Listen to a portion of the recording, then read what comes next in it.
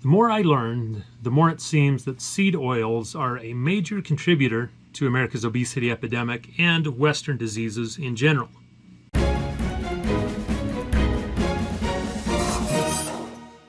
It would help me if you take a minute to click the like button. That tweaks YouTube's algorithm and it makes my videos easier for other people to find, and subscribing helps even more. Did you know that in the early 1800s, doctors might encounter 1 or 2 cases of heart disease during their entire career, if they encountered one at all?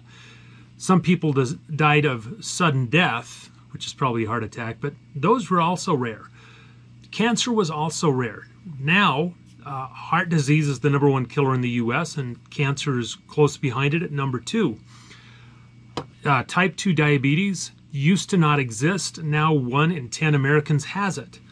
4 out of 10 Americans are obese, and 25% of Americans have non-alcoholic fatty liver problems. So what has changed? Have we lost control of our appetites or something? It's calories in, calories out, right? I mean, simple physics, right? So let me ask you this. If you leave a horse unattended in a field, does the horse get fat? The physics of calories in, calories out apply to horses too, and dogs and cats, birds, fish, just as much as they do to humans. So why don't these animals get fat in the wild? How are they able to eat exactly the right amount so their weight doesn't change? For a horse to weigh the same for 20 years, it's got to eat within a fraction of a percent of the right amount every single day. How does it do that? Are mountain goats good at counting calories? Are horses, ducks, and lions more disciplined than humans? They're not. Humans are built the same way as these other animals are. We have the ability to instinctively feed ourselves the right amount, but looking around, maybe looking at yourself, it doesn't seem to work for most people. So what makes people eat so much, especially in the last few decades?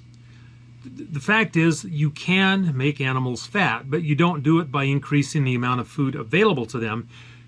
You do it by changing the type of food that they eat.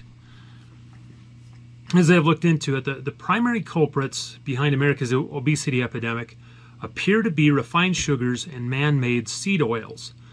Now, it's not that high fructose corn syrup and soybean oil have more calories than sugar and olive oil. They don't. They're about the same. It's that your body's built-in calorie counter doesn't register when you eat them. It doesn't recognize them. Energy-wise, they're similar, but they don't get counted against your daily tally. If you're probably familiar with sugars. If you may have even tried to remove them or reduce them from your diet, or high fructose corn syrup, and that's tough because added sweeteners and they're in everything. But why are they in everything? Well, as it turns out, Iowa holds their primary elections first. It's politically unwise to make Iowa upset. Coincidentally, Iowa averages just under $1 billion per year in corn subsidies alone. And that's just Iowa. Although Iowa is politically important, they're just one of many states being paid with your tax dollars to grow corn. And farmers rotate between corn and soybeans. So why is this relevant? Have you ever heard of foie gras? I hope I'm pronouncing that right. It's a delicacy that's made from the fattened livers of ducks and geese. And so how do you force a duck or a goose to have a fat liver? Well, you do it by force feeding it corn. Now, isn't that interesting? So excessive corn consumption causes fatty liver in geese and in ducks. And among humans, it used to be that only alcoholics had problems with fatty livers, but between 1970 and 1990, consumption of high fructose corn syrup rose by more than 1,000%, and now corn syrup is in soft drinks and a lot of other things, and 25% of people in the U.S. have fatty liver disease. So with with geese and ducks, they force overconsumption by feeding it through a gavage tube. They stick a tube down its throat and pour corn in. With humans, they just use corn to sweeten things, and we eat it voluntarily. Nearly all the calories from soft drinks, for example, are from corn, but it's not just corn. In fact, corn may not even be the main culprit. In the book Life on the Mississippi, Mark Twain says, "Cottonseed was comparatively valueless in my time, but it is worth $12 or $13 a ton now, and none of it is thrown away." It's Life on the Mississippi. He goes on to explain that cottonseed could be refined until it's almost flavorless, and so they were shipping it off to Europe. The Europeans were rebranding it, relabeling it, and adding a tiny bit of olive oil flavoring to it. And when it came back, it was indistinguishable from olive oil. So instead of it being an industrial lubricant, by making it taste a little bit like olive oil, adding a bit of flavoring, they could sell it as olive oil. And eventually the government in Europe had to intervene to keep this from actually damaging the olive oil economy of Europe. So that was in the late 1800s, but it's not just cottonseed oil. Now there's a lot of industrial seed oils. They include cottonseed oil, canola oil, sunflower oil, safflower oil, and especially soybean oil. And there's some others as well. And the problem is with these, your body doesn't know what to do with them. They're just as high in calories as olive oil and coconut oil, about 100 calories-ish per tablespoon, but your body just simply doesn't know what to do with them.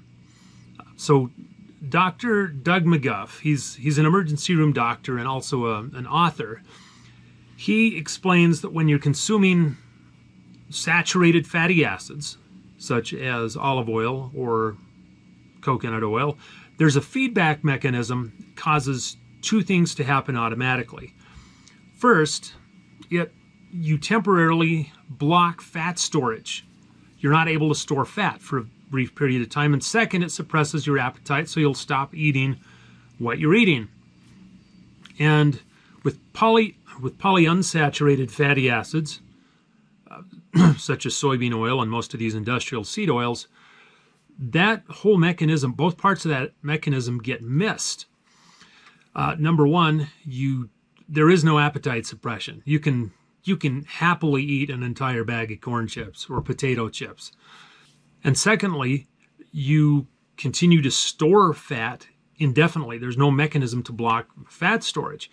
Eventually, the fat cells are physically full and there's no room for them. And so fat gets stored in your inner abdominal cavity. And it's a bad situation.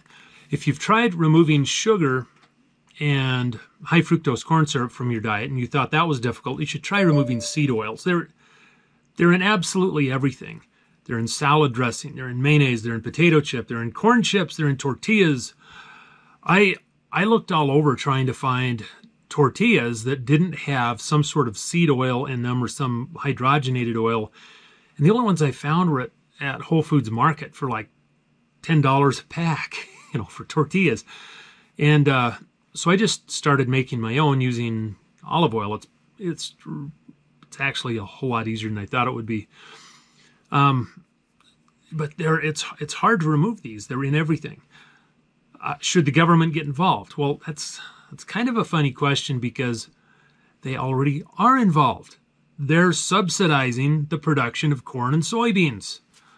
So, should they be involved in regulating portion sizes, for example, like limiting the size of soft drink that you can buy and limiting your consumption that way? Well, here's the thing. We already have the ability to regulate portion sizes.